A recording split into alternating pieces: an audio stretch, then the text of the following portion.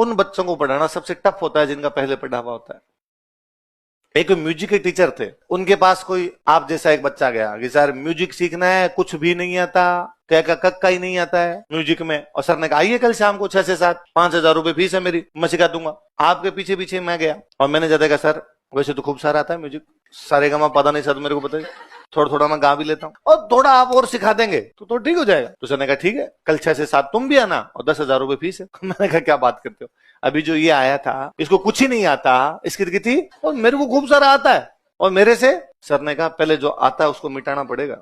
उन बच्चों को पढ़ाना सबसे सरल होता है जिनको नहीं आ रहा हो। कोरा कागज होता है उस पर लिखी जा सकती है चीजें, जब थोड़ी थोड़ी आ रही हो ना उसमें सबसे भयंकर दिक्कत ये होती है 1 से लेके 100 तक की गिनती है। उस स्टूडेंट को 28 आता है, 42 आता है, 64 आता है, 77 आता है, 92 आता है। अब मैं जब 1 से 27 तक जब पढ़ाता हूं, मैं कितना भी अच्छा पढ़ा दूं, कितना भी अच्छा पढ़ा दूं, उसका कोई ध्यान नहीं है, उसका पूरा ध्यान 28 पर आ, तो फिर मैं बताता हूं तेरे को, और मैं जैसे 28 पर आता हूं वो त्यार बेटा क्या जा अब पूछता हूं मैं तेरे से सवाल, फिर मैं उसके 28 की शंका का निवारण करता हूं, फिर वो शांत रहता है, फिर वो कहता 42, जल्दी फटाफट 42 पे आ जाता हूं। क्या ये बीच में 29, 30 में कुछ आई नहीं, क्या पढ़ा रहा है भाई साहब, असली फैक्ट ही कौन सा है।